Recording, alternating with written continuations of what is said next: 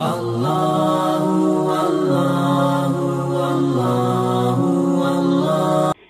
صفات تعلیم صاحب اس وقت ہمارے ساتھ لائن پر موجود ہیں. ہیلو، السلام علیکم ورحمۃ اللہ وبرکاتہ مولانا صاحب. وعلیکم السلام ورحمۃ اللہ وبرکاتہ. عبداللہ بھائی، اللہ آپ کو سلامت رکھے اور ہمارے تمام سامعین کو بھی اللہ تعالیٰ سلامت رکھے، خیر و عافیت سے رکھے، اور ہم سب کے لیے رمضان کے اس مہینے کو بابرکت بنائے. آمین یا رب العالمین. یا رب العالمین. مولانا صاحب کیا حال چل رہا ہے؟ رمضان کیسے گزرا ہے؟ 10 بھی ہو گیا، آج 11 بھی ہو گیا. ہاں بالکل، نیکی کا موسم بہار ایسی ہی تیزی سے گزرتا ہے. اب جو نیک بندے ہوتے ہیں اس موسم سے زیادہ فائدہ اٹھانے کی کوشش کرتے ہیں. دیکھتے ہی دیکھتے رمضان کا 1/3 حصہ گزر چکا ہے. بڑے خوش نصیب ہیں وہ لوگ جنہوں نے رمضان کے ایک لمحہ سے فائدہ اٹھایا ہے اور نیکیاں جمع کی ہیں، اور بد نصیب ہوں گے وہ لوگ جو اس مہینہ میں بھی غفلت کے شکار رہے ہیں، لیکن پھر بھی صبح کا بھولا ہوا اگر گھر لوٹ آئے شام کو تو اس کو بھولا ہوا نہیں کہتے. صحیح بات ہے. اس لیے ابھی بھی وقت ہے، اور رمضان کا یہ مہینہ خود اس بات کا پیغام دے رہا ہے کہ ہم زیادہ سے زیادہ اس مہینے سے فائدہ اٹھائیں. اللہ اکبر، سبحان اللہ سبحان اللہ. مولانا صاحب وہی بات ہے کہ جب آپ سے بات ہوتی ہے دل چاہتا ہے کہ آپ کی باتیں سنتے رہیے اور صرف سنتے ہی رہیے بس. جی ہاں. تو مولانا صاحب تھوڑا سا باتوں کا سلسلہ اور آگے بڑھائیں گے. سب سے پہلے وہی ہمارا جو اس پروگرام کا فارمیٹ ہوا کرتا ہے تمہیدی گفتگو، آج ہم کریں گے سامعین کرام. رمضان تبدیلی کا مہینہ ہے. مولانا صفات عالم محمد زبیر. جی ہاں عبداللہ بھائی، رمضان تبدیلی کا مہینہ ہے. تبدیلی چاہے نجی زندگی میں ہو یا قوموں کی زندگی میں، تبدیلی بہت ضروری ہوتی ہے، اور کائنات کا یہی نظام ہے. اللہ تعالیٰ نے فرمایا ان اللہ لا یغیر ما بقوم حتی یغیروا ما بانفسہم. اللہ تعالیٰ کسی قوم کی حالت کو نہیں بدلتا جب تک وہ خود اپنی حالت کو بدل نہ لے. خدا نے آج تک اس قوم کی حالت نہیں بدلی نہ ہو جس کو خیال آپ اپنی حالت کے بدلنے کا. صحیح. ذرا سوچئے تو صحیح کہ ہماری زندگی میں کرونا کی اس آفت کے ساتھ 2 رمضان آیا. کرونا کا خالق کون ہے؟ ہمارا رب ہے. انسانیت کے بیچ کرونا کس کے حکم سے آیا ہے؟ ہمارے رب کے حکم سے یہ پھیل رہا ہے. یہ آفت انسانیت پر کیوں آئی ہے؟ اس لیے کہ انسان سدھر جائے، سنبھل جائے، اپنے خالق کے قانون کو فالو کرنے لگ جائے. لیکن کیا انسان واقعی سدھرا؟ کیا انسانوں نے اپنے رب کو پہچانا؟ کیا انسانوں نے ظلم و زیادتی سے سچی توبہ کی؟ ہم خود بحیثیت مسلمان ذرا سنجیدگی سے سوچیں کہ کیا ہم نے خود اپنی زندگی میں تبدیلی پیدا کی؟ کیا ہم نے اپنے احوال کو سدھارا؟ جواب کسی صورت میں عبداللہ بھائی اطمینان بخش نہیں ہو سکتا. صحیح بات ہے. لیکن ابھی ہم ماہ رمضان سے گزر رہے ہیں جو تبدیلی کا مہینہ ہے. موسم میں تبدیلی آ چکی ہے. جنت کے دروازے کھولے جا چکے ہیں، جہنم کے دروازے بند کیے جا چکے ہیں، سرکش شیاطین قید کیے جا چکے ہیں، اور پورے رمضان یہی سلسلہ رہے گا، اور نیکیوں کے اجر و ثواب کا گویا سیل لگا ہوا ہے. اب ہمیں خود کو بدلنا ہے. اپنی ذات میں جو کمیاں پائی جاتی ہیں ان میں سدھار لانا ہے. رمضان کا مہینہ اصل میں ایک مہینے کا ریفریشر کورس ہے جس میں ہمیں اپنے نفس کی اصلاح کرنی ہے، اور اس کے اثرات 11 مہینوں تک کے باقی رہنے ہیں. پیارے بھائیوں، رمضان کا مہینہ روزانہ کے معمولات میں تبدیلی لانے کے لیے گولڈن چانس ہے. ایسے عظیم مہینے میں ایک انسان اپنی دینی تربیت نہ کر سکتا ہو تو اس سے کیا امید رکھی جا سکتی ہے؟ اگر اس مہینے میں ایک انسان کے اندر دینی رجحان نہ پیدا ہو سکا تو آخر کب پیدا ہو سکے گا؟ جو رمضان میں اپنے اندر تبدیلی نہ لا سکا تو آخر کب لا سکے گا؟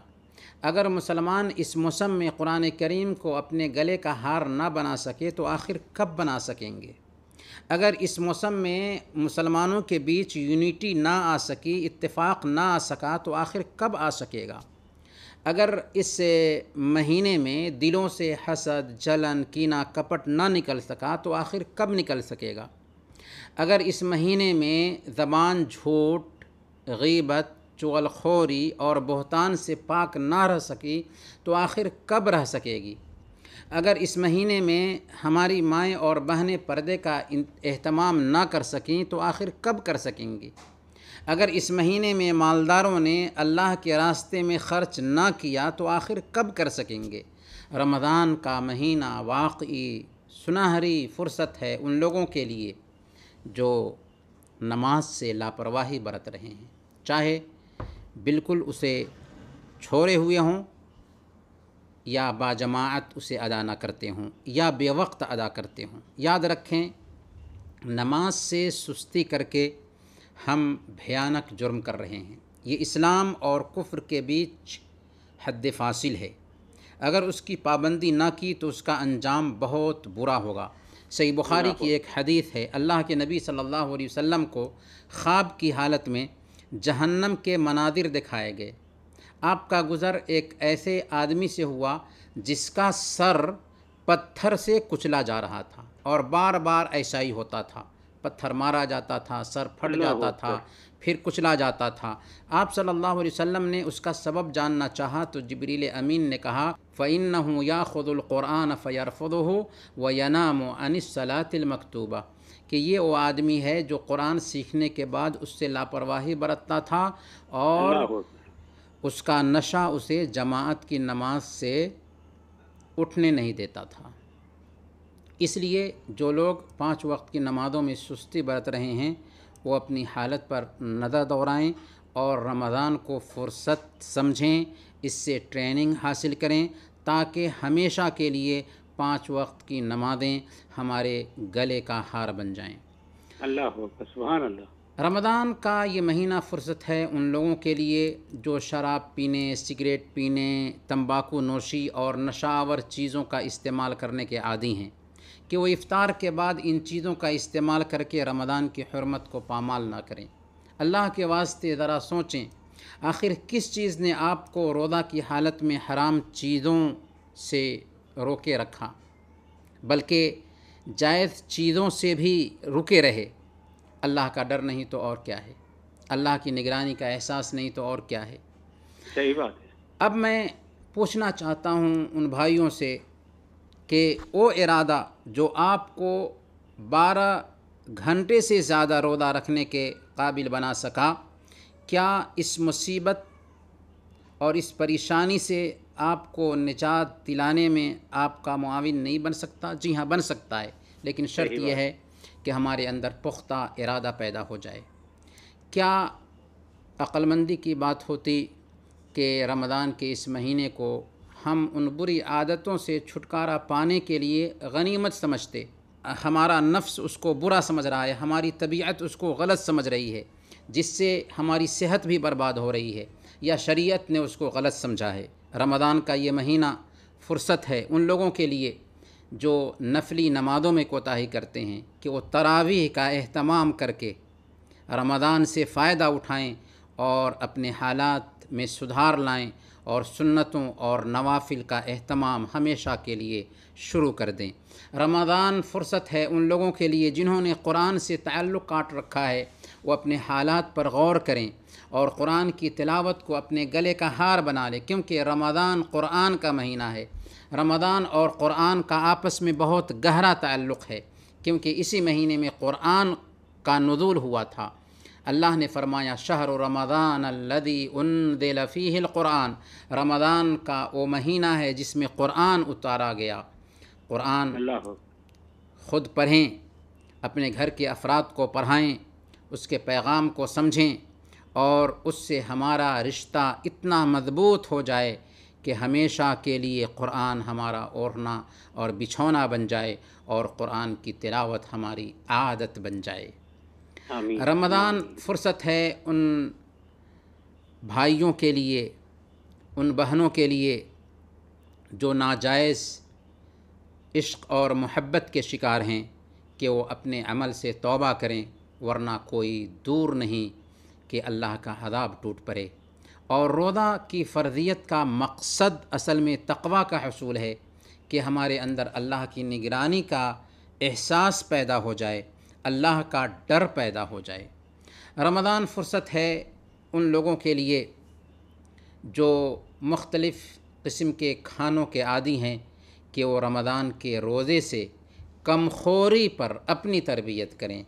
ہمارے نبی کا فرمان ہے، سنن ابن ماجہ کی روایت کے مطابق اللہ کے نبی صلی اللہ علیہ وسلم نے فرمایا، ما ملأ آدمی وعاء شر من بطن، کہ کسی آدمی نے اپنے پیٹ سے برا برتن کچھ بھی نہیں بھرا۔ آدم کی اولاد کے لیے چند نوالے، چند لقمے کافی ہیں جو اس کی کمر سیدھی رکھ سکیں۔ اگر زیادہ ہی کھانا ہے تو پیٹ کا 1/3 حصہ کھانے کے لیے، 1/3 حصہ پینے کے لیے اور 1/3 حصہ سانس لینے کے لیے خاص کر دے۔ رمضان فرصت ہے ان لوگوں کے لیے جو اچھے اخلاق اور کیریکٹر پر اپنی تربیت کرنا چاہتے ہیں۔ روزہ رکھ کر خود کو اچھے اخلاق کا پابند بنائیں اور برے کردار سے دور رہیں۔ روزہ سے ہمارے اندر ہمدردی کا جذبہ بحال ہوتا ہے۔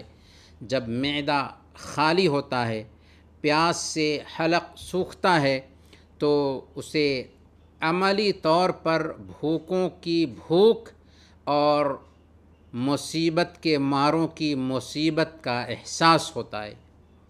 اس طرح اس کے اندر ہمدردی کے جذبات پیدا ہوتے ہیں اور یہ جذبات عمل میں ڈھلنے چاہیے تاکہ سماج کے غریبوں، یتیموں اور بیواؤں کی کفالت ہو سکے اور انہیں شریفانہ زندگی مل سکے۔ روزہ ہمیں برے اخلاق سے بچاتا بھی ہے اور اچھے اخلاق کی ٹریننگ دیتا ہے۔ صحیح بخاری اور صحیح مسلم کی روایت ہے، اللہ کے نبی صلی اللہ علیہ وسلم فرماتے ہیں، من لم يدع قول الزور والعمل به فلیس للہ حاجۃ فی ان یدع طعامہ وشرابہ، جس نے جھوٹ بولنا اور جھوٹ پر عمل کرنا ترک نہیں کیا، اللہ تعالیٰ کو اس کے بھوکا اور پیاسا رہنے کی کوئی ضرورت نہیں ہے۔ رمضان فرصت ہے ان لوگوں کے لیے جن کو بہت جلد غصہ آتا ہے کہ وہ رمضان سے صبر اور بردباری کا سبق حاصل کریں، کیونکہ سبحان اللہ، رمضان کے اس مہینہ کو ہمارے نبی نے شہر الصبر کہا ہے، صبر کا مہینہ، اور اس مہینہ میں صبر کی تینوں قسمیں پائی جاتی ہیں۔ اطاعت پر صبر کرنا کہ بندہ رمضان میں بے شمار نیکیاں کرتا ہے اور اس میں عزیمت کی ضرورت ہوتی ہے۔ اسی طریقے سے گناہوں پر صبر کرنا کہ بندہ خود کو گناہوں سے اس میں بچاتا ہے، اور تقدیر پر صبر کرنا کہ بندہ بھوک اور پیاس برداشت کر رہا ہوتا ہے۔ اور جب آپ بھوک، پیاس اور پریشانی پر صبر کرتے ہیں تو کیا یہ ممکن نہیں کہ صبر کے اس مہینے سے لوگوں کے اخلاق، ان کے کردار اور ان کی طرف سے پہنچنے والی تکلیفوں پر صبر کرنا سیکھ جائیں اور یہ اثر 11 مہینہ تک رہے؟ گویا کہ رمضان سے ہمارے اندر تبدیلی آنی چاہیے۔ رمضان فرصت ہے ان لوگوں کے لیے جو دل کی تنگی کے شکار ہیں، اللہ کے ڈر سے ان کی آنکھوں سے آنسو نہیں بہتا، یتیموں اور غریبوں کی بدحالی پر ان کا دل نہیں پسیجتا، اور رمضان میں دلوں کو نرم کرنے کی عادت ڈالیں۔ آج ہمارا دل نماز میں نہیں لگتا، قرآن کی تلاوت میں نہیں لگتا، کیوں؟ اس لیے کہ ہمارا دل تنگ ہو چکا ہے۔ اور کیا آپ جانتے ہیں کہ دلوں کی تنگی کا علاج کیا ہے؟ اللہ رب العالمین کی عظمت کو ذہن میں بیٹھانا، اللہ تعالیٰ کے اسماء و صفات پر غور کرنا، قرآن کریم کی تلاوت کرنا، نیک لوگوں کی صحبت اختیار کرنا، قبروں کی زیارت کرنا، اور کرونا کے دنوں میں اتنی ساری جو موتیں ہو رہی ہیں، ان موتوں پہ دھیان دینا۔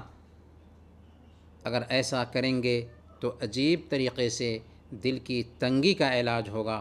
انہیں چند باتوں کے ساتھ ہم اپنی بات ختم کرتے ہیں، لیکن ہم یہ عرض کریں گے کہ رمضان واقعی تبدیلی کا مہینہ ہے، اور ہم اپنے معمولات میں تبدیلی لانے کی کوشش کریں رمضان کے اس مہینے سے۔ ماشاء اللہ سبحان اللہ، مولانا صفات علی محمد پر مولانا صاحب بہت اچھا بیان اور بہت اچھی صفات بیان کی انہوں نے کہ ماہ رمضان المبارک انسان کے اندر کیا کیا تبدیلیاں لا سکتا ہے، خاص طور پر کرونا کی جو انہوں نے مثال دی کہ یہ کرونا بھی ایک اللہ تعالیٰ کی طرف سے وہ آیا ہوا ایک عذاب سمجھے، اس کو سمجھنے کی تھوڑا سا کوشش کرے، اپنے اندر تبدیلی لانے کی کوشش کریں۔ جی ہاں، وہی کہا کہ مولانا صاحب نے اس بارے میں بہت ہی مفصل اور بہت ہی اچھے انداز میں بیان کیا۔ مولانا صاحب اس پہ آپ کو بہت ہی مبارکباد کہ آپ نے بہت پیارے سے انداز میں اس کو پیش کیا۔ سامعین کرام، کچھ تھوڑے سے ٹیلی فون کالز بھی لیں گے، کچھ سوالات ہمارے پاس موجود ہیں وہ بھی پوچھیں گے، مگر ایک چھوٹا سا وقفہ لیں گے، وقفے کے بعد جب دوبارہ واپس آئیں گے تو مولانا صاحب تھوڑے سے سوالات کریں گے آپ سے، مگر ایک چھوٹے سے وقفے کے بعد۔ ضرور انشاءاللہ۔ جی مولانا صاحب ایک دفعہ پھر حاضر ہیں اور آپ کا ایک دفعہ پھر استقبال ہے۔ سامعین کرام، مولانا صاحب سوالات کا سلسلہ شروع کرتے ہیں۔ سب سے پہلے ایک بہت ہی آسان سا سوال ہے، کیا ایسا کہا جا سکتا ہے کیونکہ آج 11 تاریخ ہو گئی ہے کہ رحمت کا عشرہ گزر گیا ہے؟ جی عبداللہ بھائی، رحمت کا عشرہ گزرا نہیں ہے، رحمت کا عشرہ ابھی بھی باقی ہے۔ ایسا نہیں کہا جا سکتا کیونکہ اللہ رب العالمین کی جو رحمت ہے وہ ہمیشہ اترتی ہے، اور پورے رمضان میں اللہ رب العالمین کی رحمت اترتی رہے گی۔ صحیح۔ اللہ رب العالمین کی رحمت پورے رمضان میں اترتی ہے، اللہ رب العالمین کی مغفرت بھی پورے رمضان میں ہوتی ہے، اور جہنم سے آزادی بھی پورے رمضان میں ملتی ہے۔ اللہ کے نبی صلی اللہ علیہ وسلم نے ایک حدیث میں بیان فرمایا، وَلِلَّهِ وَتَقَاءَ مِنَ النَّارِ وَذَلِكَ كُلُّ لَيْلَةٍ، کہ رمضان کی ہر رات اللہ تعالیٰ انسانوں کی گردنوں کو جہنم کی آگ سے آزاد کرتا ہے۔ سبحان اللہ۔ گویا کہ رمضان کا پورا مہینہ جہنم سے آزادی کا ہے، اور پورا مہینہ مغفرت کا ہے، اور پورا مہینہ رحمت کا ہے۔ اب ایمان والوں کا کتنا ظرف ہے کہ اللہ رب العالمین کی اس مغفرت کو، اس رحمت کو، اور اس جہنم کی جو آزادی ہے جہنم سے، اس آزادی کو سمیٹ سکیں۔ اس لیے عام طور پر ہم جو رمضان کو 3 عشرے میں بانٹتے ہیں، کا اصل نقصان یہ ہے کہ ہم یہ سوچتے ہیں کہ گویا کہ رحمت کا عشرہ ختم ہو گیا، اب رحمت کا عشرہ نہیں ملنے والا ہے۔ نہیں، رحمت کا عشرہ پورے مہینہ میں ہے، مغفرت کا عشرہ بھی پورا مہینہ ہی ہے، اور جہنم سے آزادی بھی پورے مہینہ میں ملتی ہے۔ اور اس سلسلے میں اصل میں ایک حدیث آئی ہے، حضرت سلمان فارسی رضی اللہ تعالیٰ عنہ کی ایک طویل حدیث ہے، اس میں یہ صراحت آئی ہے کہ پہلا عشرہ رحمت کا ہے، دوسرا عشرہ مغفرت کا ہے، اور تیسرا عشرہ جہنم سے آزادی کا ہے۔ یہ حدیث کمزور ہے، اور صحیح بات یہی ہے کہ رمضان کا پورا مہینہ رحمت کا بھی ہے، مغفرت کا بھی ہے، اور جہنم سے آزادی کا بھی ہے۔ ماشاء اللہ، سبحان اللہ، سبحان اللہ مولانا صاحب۔ اچھا مولانا صاحب، ایک کالر ہے ہمارے ساتھ حالیہ۔ السلام علیکم ورحمۃ اللہ وبرکاتہ۔ وعلیکم السلام ورحمۃ اللہ وبرکاتہ۔ جناب فاروق بھائی، اپنا نام بتائیے گا؟ جی میرا نام ہے محمد فاروق محمد حسین۔ بھائی واہ واہ، اچھا کیا پوچھیں گے مولانا صاحب سے؟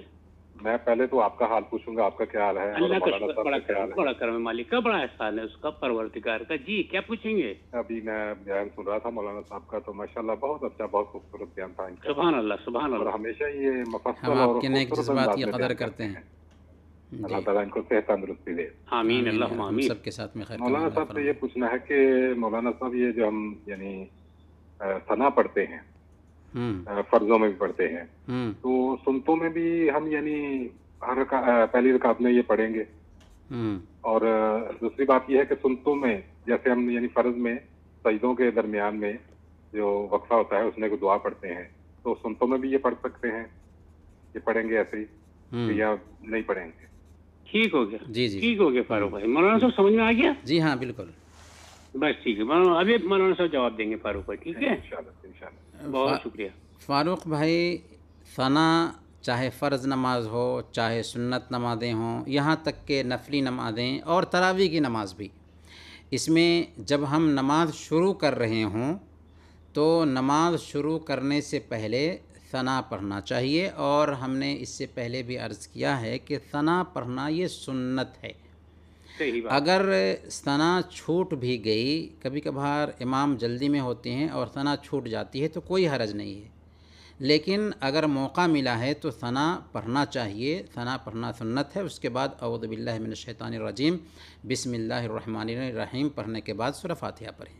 مولانا صاحب کچھ سوالات کا سلسلہ شروع کرتے ہیں۔ ایک سوال اور بھی ہے جو کہ ابھی آپ نے رحمت اور اس کے عشرے کی تو بات کر لی، رمضان میں افضل اعمال کون کون سے ہیں، یعنی جنہیں ہر مسلمان کو کرنا چاہیے؟ رمضان کی بات ہو رہی ہے جی، رمضان کے اعمال میں سب سے اہم جو عمل ہے وہ روزہ رکھنا ہی ہے، جس کا ثواب ان گنت ہے، اور کوشش یہ ہونی چاہیے کہ ایک بندہ صرف بھوک اور پیاس سے روزہ نہ رکھے، بلکہ اپنی آنکھ کو بھی روزہ رکھوائے، اپنی زبان کو بھی روزہ رکھوائے، دل کو بھی روزہ رکھوائے، گویا کہ پورے طور پر روزہ رکھنا یہ رمضان کے اعمال میں سے سب سے افضل عمل ہے۔ اسی طریقے سے تراویح اور قیام اللیل کا اہتمام کرنا بھی رمضان کے اعمال میں سے سب سے افضل عمل ہے۔ اللہ کے نبی صلی اللہ علیہ وسلم نے ارشاد فرمایا کہ جس نے رمضان کا قیام کیا ایمان کے ساتھ اور ثواب کی نیت سے، اس کے پچھلے گناہ معاف کر دیے جاتے ہیں۔ سبحان اللہ۔ اسی طریقے سے رمضان کے اعمال میں سے ایک عمل ہے صدقہ اور خیرات کرنا، خاص طور پر رمضان کے مہینے میں صدقہ کرنے کی بڑی اہمیت ہے، اور اس میں روزے داروں کو افطار کرانا بھی چاہیے، کیونکہ اللہ کے نبی صلی اللہ علیہ وسلم نے ارشاد فرمایا کہ جو آدمی کسی روزے دار کو افطار کراتا ہے اس کو ایک روزہ رکھنے کا ثواب ملتا ہے اضافی طور پر، اور روزے دار کے روزے میں کسی طرح کی کمی نہیں آتی، روزے دار کے روزے میں کسی طرح کی کمی نہیں آتی۔ اسی طریقے سے رمضان کے افضل کاموں میں سے قرآن کریم کی تلاوت بھی ہے۔ کوشش کرنی چاہیے کہ کم سے کم ایک مرتبہ ہم قرآن کریم ضرور ختم کریں، اگر زیادہ کر سکتے ہوں تو بہت اچھی بات ہے، اور اس کے ساتھ ساتھ یہ بھی کوشش کرنی چاہیے کہ قرآن کو سمجھ کر پڑھیں تاکہ ہمیں پتہ چل سکے کہ اللہ رب العالمین ہمیں کیا کہتا ہے اپنی کتاب میں۔ اسی طریقے سے رمضان کے دنوں میں اور رمضان کے اعمال میں سے یہ بھی ہے کہ زیادہ سے زیادہ ذکر کا اہتمام کریں، دعا کریں، استغفار کرتے رہیں، خاص طور پر قبولیت کے اوقات میں دعائیں کریں، جی استغفار کریں، اور زیادہ سے زیادہ ذکر کرتے رہیں۔ رات کے تیسرے پہر میں، افطار کے وقت میں، سحری کرنے کے لیے جب جگیں تو کچھ وقت نکال کر کے کچھ نمازیں پڑھ لیں، اور زیادہ سے زیادہ دعا کریں، کیونکہ دعائیں قبول ہوتی ہیں رمضان کے مہینے میں۔ اور ایک اہم عمل رمضان کے مہینے میں کرنے کا یہ ہے کہ ہم صلہ رحمی پر دھیان دیں، اپنے رشتہ داروں کا خیال کریں، ان کی خبر لیں، اگر وہ محتاج ہوں تو ان کی مدد کریں۔ اللہ کے نبی صلی اللہ علیہ وسلم نے ارشاد فرمایا کہ جو کوئی یہ چاہتا ہو کہ اس کی عمر لمبی کر دی جائے اور اس کی روزی میں اضافہ کر دیا جائے تو وہ صلہ رحمی کرے۔ گویا کہ صلہ رحمی کی وجہ سے عمر میں اللہ رب العالمین اضافہ فرماتا ہے اور روزی میں برکت آتی ہے، اور رمضان کے مہینے میں ویسے بھی ضرورت ہے کہ ہم اپنے رشتہ داروں کا خیال کریں، اگر وہ ضرورت مند ہیں تو ان کی مدد کریں، کیونکہ رمضان میں ایک ایک عمل کا ثواب بہت زیادہ مل رہا ہوتا ہے۔ یہ کچھ اعمال ہیں عبداللہ بھائی جنہیں رمضان میں خاص طور پر کرنے کی کوشش کرنی چاہیے۔ اچھا مولانا صاحب ایک چھوٹا سا وقفہ لیں گے، وقفے کے بعد پھر دوبارہ واپس آتے ہیں۔ اچھا سمجھ کر ہمارے ساتھ ایک کالر بھی ہے، مولانا صاحب ایک کالر ہے ہمارے ساتھ۔ السلام علیکم ورحمۃ اللہ وبرکاتہ۔ وعلیکم السلام ورحمۃ اللہ وبرکاتہ۔ کیا حال ہے عباس بھائی؟ الحمدللہ، آپ سنائیں کیا حال چال ہے؟ رحمت بھائی کیسے ہیں؟ اللہ کا شکر الحمدللہ، سب ٹھیک ہے نا؟ جی جی الحمدللہ، آپ لوگ کی دعا سے ہم لوگ ٹھیک ہیں۔ اچھا آپ مسکراتے ہوئے بہت اچھے لگتے ہو، مسکراتے ماشاء اللہ ماشاء اللہ، آج ہم بھول گئے تھے، آپ ہم کو ہی کر دیے۔ نہیں آپ کے ساتھ میں بھول جاتا ہوں، میں بھولتا نہیں۔ جی جی الحمدللہ، اللہ آپ خوش رہیے، مسکراتے رہیے، مولانا صاحب کو یاد دے، اللہ تندرستی دے۔ ہم سب کو اللہ جی تعالیٰ مولانا صحت و صاحب سے عافیت سے کہیں رکھے۔ پوچھیں گے؟ جی السلام علیکم۔ وعلیکم السلام۔ جی مولانا صاحب میرا ایک سوال ہے، جیسے ہم لوگ یہاں ہے نا تو عید میں جو فطرہ جگہ جو نکالتے ہیں، تو جیسے ہم لوگ ہمیشہ سے گھر پہ ہی نکالتے ہیں، تو اپنا یہاں نکالنا ضروری ہے کہ گھر پہ ہی نکال سکتے ہیں، کوئی پریشانی نہیں ہے نا؟ یہ آپ جاننا چاہیں؟ جی جی ابھی بتا دیں گے مولانا صاحب، یعنی آپ کہنا یہ چاہ رہے ہیں کہ یہیں پہ دینا ضروری ہے یا اپنے ملک میں دینا ضروری ہے؟ جی جی جی، جیسے ہم لوگ ہمیشہ وہی دے دیتے ہیں تو ہم بہت اچھا کرتے ہیں۔ جی جی ابھی مولانا صاحب بتائیں گے آپ کو تفصیل. ٹھیک ہے, بہت شکریہ. ہاں, فطرہ کے حوالے سے چونکہ آدمی جہاں رہتا ہے وہیں فطرہ نکالنا چاہیے, بہتر یہی ہے. البتہ اگر آپ یہ دیکھ رہے ہیں کہ آپ کی نظر میں یہاں پر غربا اور مساکین نہیں پائے جا رہے ہوں, یا آپ کی نظر میں کوئی نہیں دکھتے ہیں, اور آپ اپنے ملک میں وہ رقم بھیج دینا چاہ رہے ہیں, تو اس بات کی گنجائش ہے. البتہ بہتر یہ ہے کہ یہاں پہ جو رقم آپ نکالیں گے, یا یہاں پہ جتنی رقم سے اناج خریدیں گے اتنی ہی رقم آپ وہاں پہ بتا دیں دے دینے کے لیے, اور اتنی ہی رقم اگر وہاں پہ دے دیں یا اس کا اناج خرید کر کے دے دیں تو یہ بہتر رہے گا. صرف زکوٰۃ بھی ہے اس کے ساتھ, فطرے کی بات نہیں ہو رہی, صرف زکوٰۃ کی بھی بات ہو رہی ہے. زکوٰۃ بھی پوچھ رہے تھے. ہاں, زکوٰۃ الفطر کی بات کر رہے تھے وہ. ہاں, زکوٰۃ الفطر وہی تو زکوٰۃ الفطر میں وہی چیز ہے. البتہ زکوٰۃ کی جہاں تک بات ہے تو زکوٰۃ بھی اپنے ملک میں اپنے رشتہ داروں میں اور اپنے آس پاس میں جو زیادہ مستحق ہیں ان کو ترجیح دینی چاہیے, کیونکہ اللہ کے نبی صلی اللہ علیہ وسلم کی حدیث ہے کہ الصدقۃ والمسکین صدقہ وعلی ذی الرحم ثنتان صدقۃ وصلۃ, کہ اگر کسی مسکین کو صدقہ دیتے ہیں تو صدقہ کرنے کا ثواب ملتا ہے. البتہ اگر کسی رشتہ دار کو آپ صدقہ دیں تو صدقہ کرنے کا بھی ثواب ملے گا اور صلہ رحمی کرنے کا بھی ثواب ملے گا. تو اگر آپ کے رشتہ داروں میں کوئی غریب ہیں تو ان کو ترجیح دیں آپ. ماشاء اللہ. مولانا صاحب آپ نے وہی میری والی بات کر دی کہ میں چاہ رہا تھا کہ اس کو مفصل طور پر آپ بتا دیں صحیح سے, کیونکہ میں نے بھی کہیں سنا تھا کہ آپ رشتہ داروں کو جتنا دیں گے زکوٰۃ کی مد میں وہ ان کو دی جا سکتی, جیسے کہ آپ لوگوں نے ہمیں بتایا, تو وہ زیادہ بہتر ہوتا ہے. ماشاء اللہ, سبحان اللہ. عبداللہ بھائی جی عبداللہ بھائی, عام طور پر ہم غریبوں کو تلاش کرتے ہیں اور دور کے غریبوں کو زکوٰۃ کی رقم پہنچانا چاہتے ہیں, حالانکہ ہمارے آس پاس میں اور ہمارے رشتہ داروں میں بہت سارے غربا اور مساکین ہوتے ہیں, زکوٰۃ کے مستحقین ہوتے ہیں. چونکہ اسلام ہمارا فطرت پر مبنی دین ہے, انسان کے نیچر پر بیس کرتا ہے, اسی لیے اسلام سب سے پہلے ہمارے رشتہ داروں کو ترجیح دینے کی بات کرتا ہے.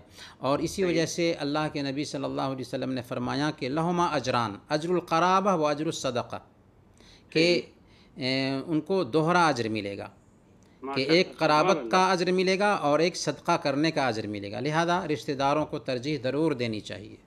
بے شک بے شک. اچھا مولانا صاحب, ابھی آپ نے ذکر کیا تھا قرآن کریم پڑھنے کا بھی, وہ اعمال کے بارے میں آپ نے کہا تھا. جی ہاں, تو یہ کہیں آپ یہ اس کے اندر تھوڑا سا اضافہ کر دیں کہ کتنے دن میں قرآن ختم کرنا بہتر ہوگا؟ ہاں, اس کے لیے کوئی حد مقرر نہیں ہے کہ کتنے دن میں قرآن ختم کریں. البتہ بہتر یہ ہے کہ 3 دن سے کم میں قرآن ختم نہ کریں, کیونکہ حدیث میں اللہ کے نبی صلی اللہ علیہ وسلم نے فرمایا کہ لا یفقہ من قرأہ فی اقل من 3, کہ جو 3 دن سے کم میں قرآن پڑھتا ہے وہ اسے سمجھتا نہیں. اور ظاہر ہے کہ ایک آدمی اگر 3 دن سے کم میں قرآن ختم کرتا ہے تو جلد بازی ہوگی, لیکن اس کے باوجود بھی رمضان میں کسی کے اندر عزیمت پائی جاتی ہے اور وہ ڈیلی قرآن کریم ختم کرنا چاہتا ہے, تو اس بات کی گنجائش ضرور پائی جاتی ہے. سلف سے ایسا ثابت ہے کہ انہوں نے ہر دن قرآن ختم کیا ہے. اسی لیے امام ابن رجب رحمۃ اللہ علیہ نے کہا کہ 3 دن سے کم میں قرآن ختم کرنے کی جو ممانعت آئی ہے وہ اس کے لیے ہے جو اس پر ہمیشگی برت رہا ہو. لیکن اگر فضیلت والے ایام میں, خاص طور پر رمضان کے مہینے میں یا لیلۃ القدر کی راتوں میں, اگر کوئی آدمی ہر دن قرآن ختم کرنا چاہے تو اس بات کی گنجائش ہے. سبحان اللہ. اور مولانا صاحب ایک سوال ہے کہ کیا روزے کی حالت میں ظہر کے بعد سے افطار تک مسواک کرنی چاہیے؟ ہاں, ایسی کوئی پابندی نہیں ہے کہ روزے کی حالت میں مسواک ظہر کے بعد نہیں کر سکتے ہیں. کسی بھی وقت مسواک کر سکتے ہیں, افطار سے پہلے کر سکتے ہیں, فجر کے بعد کر سکتے ہیں, ظہر کے وقت کر سکتے ہیں, کسی بھی وقت کر سکتے ہیں. دوپہر کے بعد مسواک کے نہ کرنے کے تعلق سے ایک روایت آتی ہے, لیکن وہ ڈیمیج ہے. اور صحیح بات یہ ہے کہ حدیث میں جو بتایا گیا ہے کہ لخلوف فم الصائم اطیب عند اللہ من ریح المسک, کے روزے دار کے منہ کی بو جو ہے نا اللہ رب العالمین کے پاس مشک کی خوشبو سے بھی زیادہ پسندیدہ ہے۔ تو ہم یہ سوچتے ہیں کہ شاید یہ مسواک کرنے سے منہ کی بو نکل جائے گی۔ مقصد یہ نہیں ہے کہ آدمی روزے کی حالت میں منہ میں بو برقرار رکھے، قطعاً نہیں۔ ہمارا دین اس بات پہ ابھارتا ہے کہ پاکی اور صفائی اختیار کریں، اور مسواک پر اسی لیے ابھارا گیا ہے کہ اس سے منہ کی صفائی ہوتی ہے۔ ہاں، چونکہ معدہ جب خالی ہوتا ہے تو خود بخود بو آ سکتی ہے۔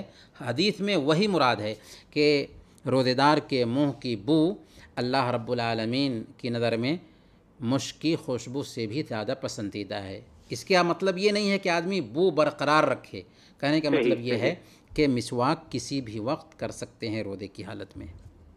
اچھا مولانا صاحب، ایک سوال یہ ہے کہ کچھ لوگ سمجھتے ہیں کہ دوسروں کے ہاں افطار کرنے سے ہمارے روزے کا ثواب اسے مل جائے گا، اس سلسلے میں کیا وضاحت؟ ویسے خیر آج کل تو خیر لوگ نہیں جا رہے ایک دوسرے کے گھر افطار پارٹی میں، مگر ایک عام سا وہ رکھا جاتا ہے، لوگوں کے ذہنوں میں ایک رائے ہے۔ جی ہاں، کچھ لوگ سمجھتے ہیں کہ دوسروں کے ہاں افطار کرنے کے لیے جائیں گے تو ہمارے روزہ کا ثواب ان کو مل جائے گا، حالانکہ یہ غلط فہمی ہے۔ بہت ساری جو غلط فہمیاں عام طور پر لوگوں کے اندر پائی جاتی ہے، ان میں سے ایک یہ بھی غلط فہمی ہے۔ البتہ ہم دیکھتے ہیں عربوں کو کہ ان کے ہاں عجیب تصور ہے کہ ایک دن وہ اپنے ہاں افطار کرائیں گے اور دوسرے دن دوسرے کے ہاں افطار کرنے جائیں گے، لیکن کرونا کے ایام میں سارا سسٹم بدل چکا ہے برکف۔ لیکن یہ غلط فہمی پائی جاتی ہے کہ اگر کسی دوسرے کے ہاں افطار کر لیے تو ہمارے روزہ کا ثواب ان کو مل جائے گا۔ اللہ کے نبی صلی اللہ علیہ وسلم نے اس غلط فہمی کو واضح انداز میں دور کر دیا۔ اللہ کے نبی صلی اللہ علیہ وسلم نے کیا فرمایا روزہ رکھنے والے کو افطار کرانے کے تعلق سے؟ آپ نے فرمایا کہ من فطر صائما کان لہ مثل اجرہ غیر انہ لا ينقص من اجر الصائم شیء، کہ جس نے کسی روزے دار کو افطار کرایا اس کو، یعنی افطار کرانے والے کو روزہ رکھنے والے کے جیسے ثواب ملتا ہے، لیکن جس نے افطار کیا اس کے ثواب میں کسی طرح کی کمی نہیں آتی۔ گویا کہ ہم عبداللہ بھائی آپ کے پاس افطار کرتے ہیں تو آپ کو آپ کے روزہ کا ثواب ملا ہی، ڈبل ایک اور روزہ کا ثواب ملا، لیکن میں نے آپ کے پاس افطار کیا تو میرے ثواب میں کسی طرح کی کمی نہیں آئی۔ سبحان اللہ، سبحان اللہ۔ اچھا مولانا صاحب، ایک بھائی پوچھتے ہیں کہ ان کی سبزی کی دکان ہے، اس میں 3 آدمی شریک ہیں، یہ غیر مسلم ہیں، تو اس کی زکوٰۃ کا کیا طریقہ ہوگا؟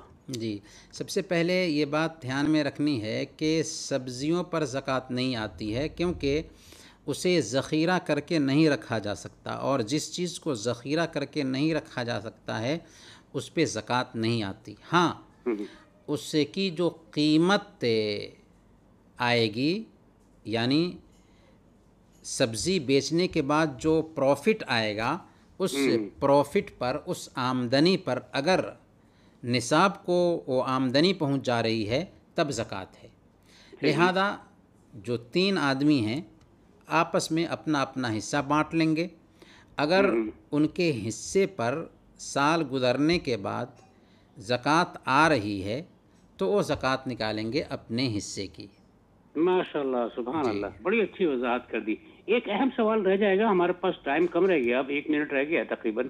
اگر کسی کے پاس سونا ہے اور نصاب تک پہنچ چکا لیکن رقم نہیں ہے زکوٰۃ دینے کے لیے، خاص طور پر آج کل کے جو حالات چل رہے ہیں آپ کو پتہ ہے کرونا کی وجہ سے، تو کچھ لوگوں کے پاس سونا تو ہے مگر وہ اس کی زکوٰۃ نکالنے تک کے پیسے نہیں ہے، تو وہ کیا کریں؟ ہاں، سونا جب نصاب کو پہنچ جائے، یعنی 85 گرام یا اس سے زیادہ ہو اور اس پر سال گزر جائے، تو اب اس پر زکوٰۃ واجب ہو جاتی ہے۔ زکوٰۃ نکالنے کے لیے اگر پیسے نہیں ہیں تو سونا کو بیچ دینا ہوگا، اس کے علاوہ اور کوئی چارہ ہی نہیں ہے۔ یعنی زکوٰۃ بہرحال دینی ہی ہوگی، کیونکہ آپ غور کریں کہ اس مال میں غریبوں کا حق آ رہا ہے، اور غریبوں کو آپ کیسے محروم کریں گے؟ آپ کے پاس اتنا سونا ہے اور ایک غریب ہے جو بھوک سے مر رہا ہے، تو غریب کا حق اس میں آ جا رہا ہے، اس لیے سونا کو بیچ کر کے جتنا سونا آپ کے لیے مناسب ہے اتنا رکھ لیں، اور باقی جو زکوٰۃ آ رہی ہے اس کے مقدار میں سونا بیچ کر کے زکوٰۃ دے دیں۔ اچھا مولانا صاحب، جلدی جلدی ایک چھوٹا سا سوال کا جواب بھی دیتے، اور کچھ لوگوں کو آخر میں چلتے چلتے کچھ کرونا کے مریضوں کی تعداد کم نہیں ہو رہی ہے، کیا احتیاطی تدابیر اختیار کی جائے اور دعا بھی کر لیں انہی لوگوں کے لیے؟ پھر ہمارے پاس تقریباً کوئی 50 سیکنڈ ہیں ابھی. جی ہمیں چاہیے کہ گھر میں ٹھہرنے کی کوشش کریں، ضرورت کے تحت ہی گھر سے باہر نکلیں، سپر مارکیٹ ہو، مسجدوں میں ہو، داخل ہوتے وقت اور نکلتے وقت فاصلہ برقرار رکھیں جیسا کہ آپ نے خود کہا، اور مصافحہ کرنے سے بچیں، بار بار ہاتھ دھونے کا اہتمام کریں، اور صبح اور شام کے اذکار و اوراد کا اہتمام کریں. ہم دعا کرتے ہیں کہ الہ العالمین تو ہم سب کے مسائل حل فرما دے، اور جو لوگ کرونا سے بیمار ہیں انہیں شفائے عاجلہ کاملہ نصیب فرما. الہ العالمین ہم سب کو زندہ رکھنا تو ایمان پر زندہ رکھنا، وفات دینا تو ایمان پر وفات دینا. اللہم آمین، اللہم آمین.